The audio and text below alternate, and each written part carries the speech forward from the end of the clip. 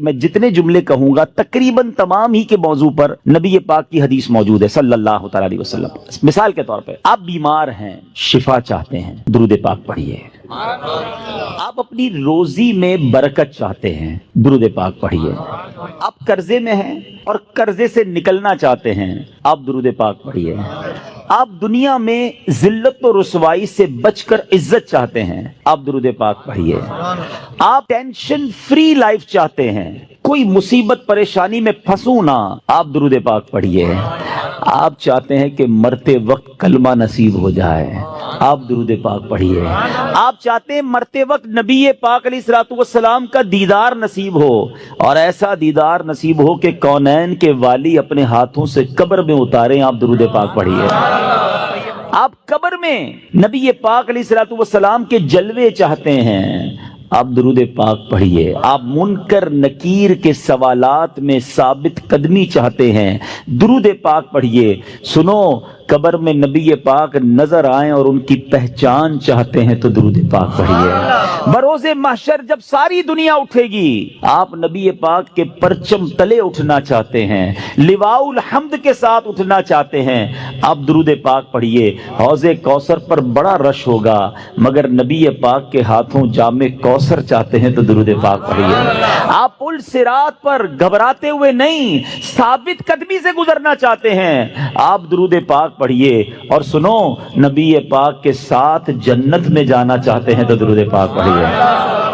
مدینے جانا چاہتے ہیں، سرکار کے روضے پہ جانا چاہتے ہیں، آپ درود پاک پڑھیے. اور سنو، میرے آقا کا دیدار کرنا چاہتے ہیں، پھر بھی درود پاک پڑھیے.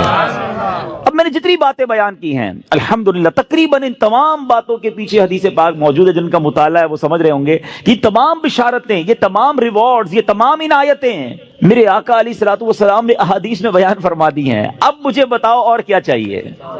ایک مسلمان کو اپنی زندگی، اپنی موت، اپنی قبر اور اپنے حشر کے بارے میں جو کچھ چاہیے میں نے سبھی تو بیان کر دیا. آپ عزت والی زندگی چاہتے ہیں، آپ روزی روزگار میں برکت چاہتے ہیں، ٹینشن فری لائف چاہتے ہیں، ذلیل و رسوا نہ ہو یہ چاہتے ہیں، پریشر میں نہ رہیں یہ چاہتے ہیں، کلمے والی موت ملے، نبی پاک کے دیدار والی موت ملے، قبر میں آقا کے جلوے ہوں، محشر میرے آقا کے ساتھ ہو، اور چاہیے کیا؟ اللہ اکبر. یہ ہے وظیفہ درود پاک. ہم اس کو پہچان ہی نہیں سکے، یہ اس درود پاک کی برکتوں کو جان ہی نہیں سکے. یہ چابی ہے سکسیس کی. اٹ از دا کی آف سکسیس. ایوری پرابلم کا سولوشن درود پاک میں ہے. ایسے نہیں لکھا شاعر نے کہ دکھوں نے تم کو جو گھیرا ہو تو درود پڑھو، دکھوں نے تم کو جو گھیرا ہو تو درود پڑھو، جو حاضری کی تمنا ہو تو درود پڑھو. اللہ کرے کہ بس اس کو ریئلائز کر جائیں اور اب اپنی زندگی میں درود پاک کو بالکل شامل، ایسا شامل کر لیں. اچھا، میں نے جتنی ساری باتیں بتائی نا، ان ساری باتوں کے لیے الگ الگ حدیث تو موجود ہے. میں آپ کو ایک اور خوبصورت حدیث سناتا ہوں جو اس بات کو مزید ایلابوریٹ کر دے گی. نبی پاک علیہ الصلوۃ والسلام کی بارگاہ میں ایک صحابی آئے، کہتے حضور صلی اللہ تعالی علیہ وسلم، میں اپنی ضروریات زندگی، کھانا پینا سونا، اپنے معمولات کے بعد اپنی لائف کا 25%، ایک چوتھائی وقت آپ پر درود پڑھنے میں صرف کروں گا.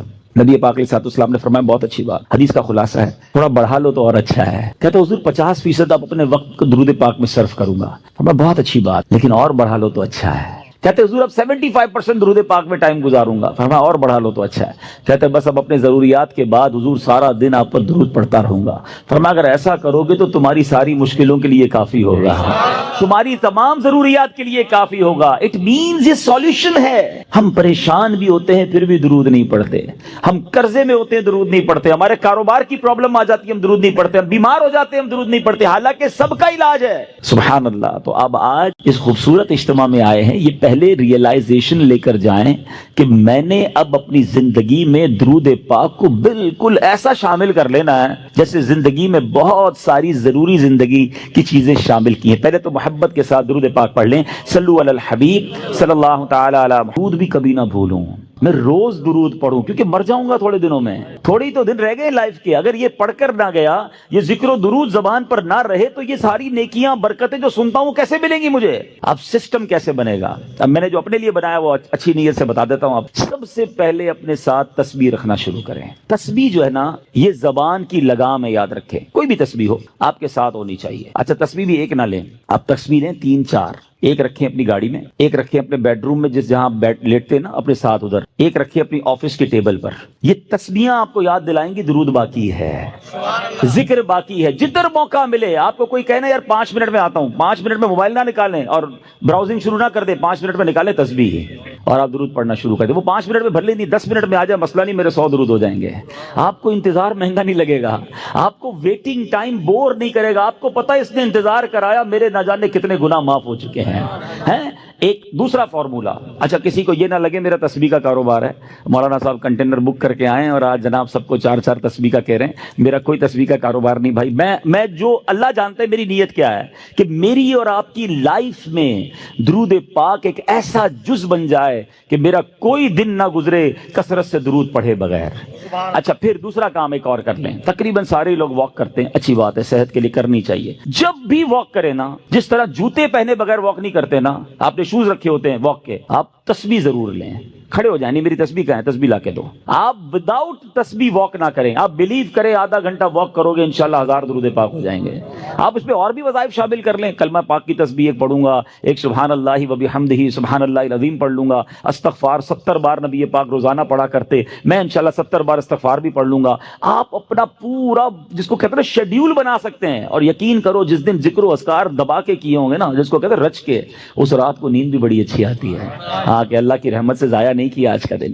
آج اللہ کی رحمت سے میرے آقا کا بھی ذکر کیا, اللہ کا بھی ذکر میری زبان نے کیا. اگر یہ پلان, اس پلان کب بنے گا جب اس کی اہمیت محسوس ہوگی. کہیں گے یار مولانا صاحب اتنے ساری باتیں باقی ہیں, پتہ نہیں کس موضوع کو لے کے بیٹھ گئے. ٹھیک ہے آپ کی مرضی, اگر آپ کو یہ نارمل اور آرڈنری بات لگتی ہے, ورنہ بلیو کریں ہمارے اسلاف اتنا ذکر کرتے تھے.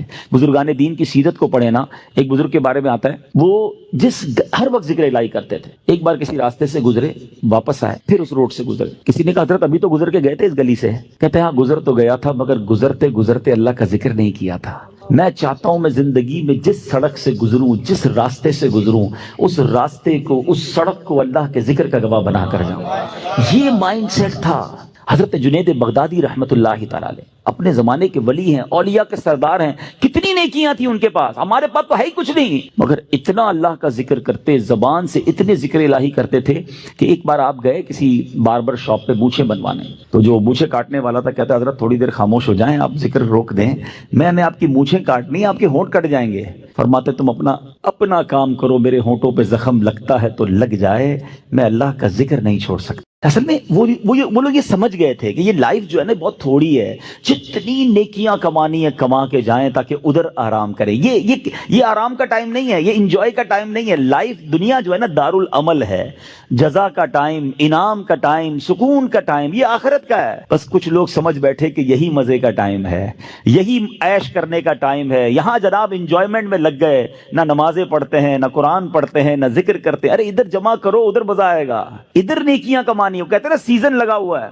لوگ کاروباری لوگ کہتے ہیں یار ان دنوں میں ہمارا بڑا سیزن ہے, ہم بہت کام کرتے ہیں, سیزن کے بعد پھر ریسٹ کریں گے. جب تک میری آپ کی سانسیں باقی ہیں نا, نیکیوں کا سیزن لگا ہوا ہے. کر لو جتنی نیکیاں کرنی ہے, نوافل پڑھیں, درود پڑھیں, ذکر کریں, حرام کاموں سے بچیں, تاکہ جب قبر میں جائیں نا, آپ کو پتہ ہے کچھ خوش نصیب ایسے ہوں گے جب وہ قبر میں جائیں گے تو ان کو فرشتوں کی طرف سے کیا ندا دی جائے گی, انعام پتہ ہے کیا دیا جائے گا؟ نم کا نومۃ العروس, سو جا کہ جیسے دلہن سوتی ہے.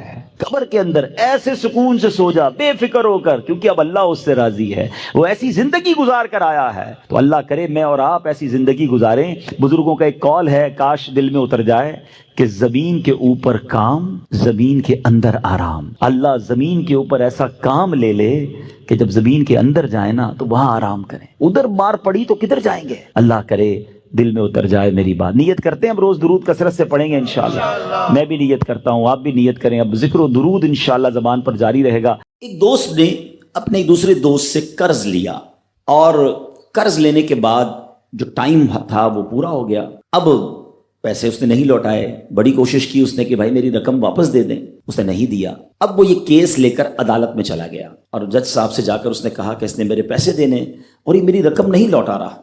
جج صاحب نے کہا کہ تمہارے پاس 30 دن ہیں, ودن 30 days تم نے اس کے پیسے واپس لوٹانے ہیں, ورنہ پھر تمہارے خلاف فیصلہ ہو جائے گا. تو وہ شخص گھر گیا اب اس نے کیا کیا, اس نے صبح سے لے کر شام تک درود پاک پڑھنا شروع کر دیے. 1 دن 2 دن 3 دن 27 دن ہو گئے. وہ درود پڑھتا رہا اور انتظار کرتا رہا. پیسے تو تھے نہیں, 30ویں دن عدالت میں پیش ہونا تھا. 27 دن گزر گئے, 28ویں رات آ گئی. خواب میں اس کو کسی نے آواز دی کہ گھبراؤ نہیں, تمہارا قرض ادا ہو جائے گا. اگلے دن پھر درود پاک پڑھتا رہا. اب نبی پاک کی خواب میں زیارت ہوئی. آقا علیہ الصلوۃ والسلام تشریف لائے, فرمایا گھبراؤ نہیں, تمہارا قرض ادا ہو جائے گا. تم علی بن عیسیٰ وزیر کے پاس جاؤ اور اس سے کہو وہ تمہارا قرض ادا کر دے گا. اب جب صبح اٹھا تو بہت خوش کہ نبی پاک کی زیارت مجھے ہو گئی. لیکن پھر خیال آیا کہ میں اگر وزیر صاحب کے پاس گیا اور انہوں نے مجھ سے کوئی ایویڈنس مانگ لیا, کوئی پروف مانگا, کہ میں کیسے مان لوں تمہیں نبی پاک نے بھیجا ہے؟ اس بات پر تو میرے پاس کوئی دلیل نہیں ہے. اب 30ویں رات آ گئی, آخری رات ہے, صبح عدالت میں جانا ہے. درود پاک پڑھتے پڑھتے سو گیا. سرور کائنات علیہ الصلوۃ والسلام نے خواب میں پھر کرم فرمایا. فرمایا علی بن عیسیٰ وزیر کے پاس جاؤ, وہ تمہارا قرض ادا کر دے گا. کہ حضور میں چلا تو جاتا, مگر اگر وہ مجھ سے یہ کوئی پروف مانگتا, کوئی ایویڈنس مانگتا, تو میں کیا جواب دیتا؟ پیارے آقا علیہ الصلوۃ والسلام نے فرمایا کہ ایسا کرو, اسے یہ کہنا کہ آپ کا ایک راز ہے جو آپ جانتے ہیں اور رب جانتا ہے, اور وہ راز یہ ہے کہ آپ روزانہ فجر کے بعد 5000 بار درود پاک پڑھتے ہیں, اور جب تک درود پاک مکمل نہیں ہوتے آپ کسی سے بات نہیں کرتے. اب جب صبح اٹھا تو بہت مطمئن کہ اب تو دلیل بھی آ گئی ہے. پہنچ گیا صبح علی بن عیسیٰ وزیر کے پاس. اس کا دربار لگا ہوا ہے. اس نے پیغام بھجوایا کہ میں علی بن عیسیٰ وزیر صاحب سے اکیلے میں ملنا چاہتا ہوں, پیغام لایا ہوں.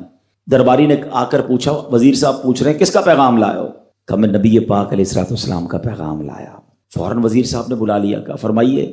کہ مجھے میرے آقا علیہ الصلوۃ والسلام نے کہا ہے کہ آپ میرا قرض ادا کر دیں. میں 3000 دینار کا مقروض ہوں. Today is the last day in the court. آج مجھے کورٹ میں پیش ہونا ہے. اگر آج میں نے اپنا قرض ادا نہ کیا تو مجھے جو ہے وہ سزا ہو سکتی ہے.